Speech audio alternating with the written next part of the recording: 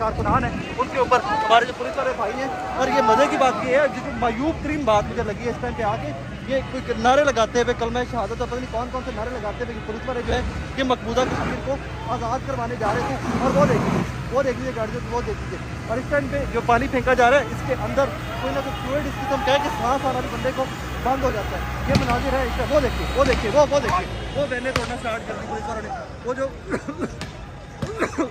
वो वैन तोड़ना स्टार्ट कर दी है, वो गाड़ियों वो आदिल न्याजी की गाड़ी के ऊपर वो देखिए गाड़ियों के ऊपर लाठीचार्ज हो रहा है। ये फुल 25 मई वाला जो वहाँ के था, एक बार फिर से आपको याद आ रहा होगा। ये देख लीजिए सर साइड पे है, बिल्कुल हम लोग साइड पे अपना काम कर रहे हैं।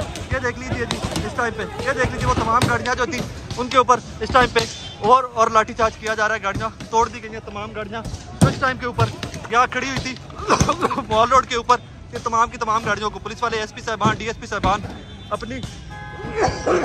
अपनी सरबराही में यहाँ पर लाठीचार्ज करवा रहे हैं।